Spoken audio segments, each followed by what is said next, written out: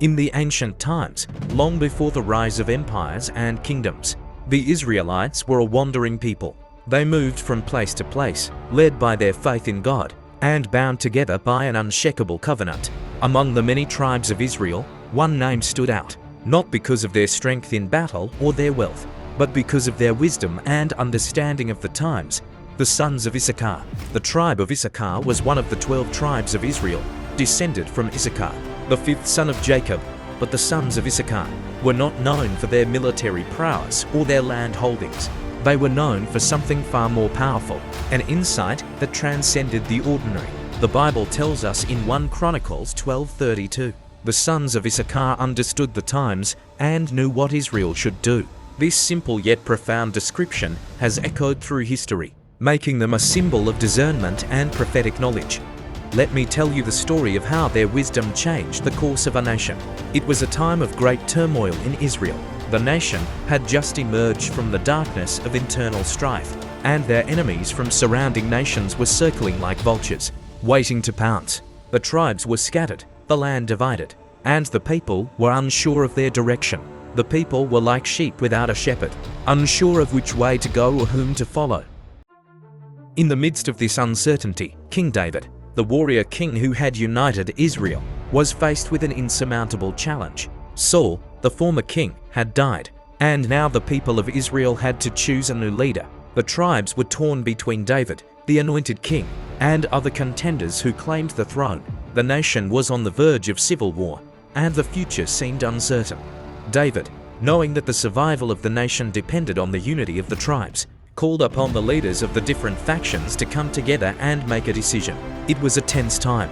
Leaders argued, opinions clashed, and the people grew more anxious with each passing day. But among the leaders who arrived at David's court were the Sons of Issachar. They were not fighters, nor were they known for their wealth or military rank, but they were respected for their wisdom and discernment. They had been studying the times, understanding the rhythms of God's will and the shifting tides of history.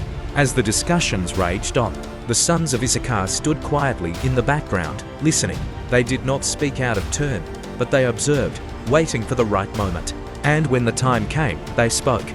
One of them stepped forward, his voice calm but carrying the weight of centuries of understanding. The times are dark, and confusion reigns.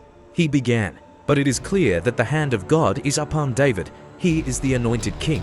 We must follow him, for he will unite us, and through him, God will lead us to victory. The room fell silent. Everyone had been caught up in the frenzy of the moment, the politics and personal ambitions that clouded their judgment. But the Sons of Issachar saw beyond that. They saw the hand of God in the rise of David, and they understood the importance of making the right choice for the future of Israel. Their words were not filled with grand speeches or eloquent rhetoric. They spoke simply, but with such conviction that the entire assembly was moved. Their wisdom was not rooted in what was visible to the eye, but in a deep understanding of God's plan for the nation. They knew the times, they understood the seasons, and they acted accordingly. It wasn't just in this moment of choosing a king that the Sons of Issachar proved their worth. Their lives were a testimony to the importance of discernment, of understanding the signs of the times, and of being willing to act when action was needed. But what made them truly remarkable was their ability to communicate God's will in a world that often seemed clouded by confusion, in a world that seemed to be ruled by ambition, power, and self-interest. The Sons of Issachar offered something far greater clarity. They understood the difference between what was temporary and what was eternal. They knew that the decisions of their day would affect generations to come, and they didn't take that lightly. In a world that is still filled with distractions, noise, and uncertainty, we too are called to be like the Sons of Issachar. Our times may not be the same as theirs, but we are living in a time of great change. Technology, politics, and culture are shifting before our eyes. There are voices everywhere, telling us what we should believe, how we should act, and who we should follow. But like the Sons of Issachar, we must learn to discern the times. We must cultivate wisdom and insight, not just from the world around us, but from the heart of God. We must learn to listen carefully, observe what is happening, and seek God's guidance in every decision. The world is desperate for clarity. It is desperate for wisdom. It is desperate for people who understand the times and know what to do.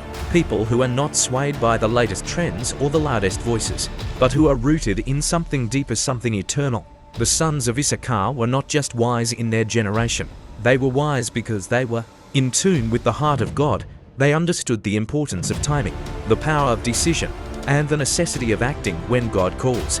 So, as we reflect on the legacy of the sons of Issachar, let us ask ourselves, do we understand the times? Do we have the wisdom to discern the seasons of life we are in? Are we willing to act boldly when it's time to step forward and make a difference? The world needs those who can see beyond the immediate chaos, who can look at the world with eyes of faith, and who can take action rooted in wisdom. The sons of Issachar were such people, and through them, God brought clarity and direction to his people. May we too be like the sons of Issachar, people who understand the times, who know what to do, and who are willing to step forward and lead with wisdom, clarity, and faith. The future of our nation, our families, and our world may depend on it.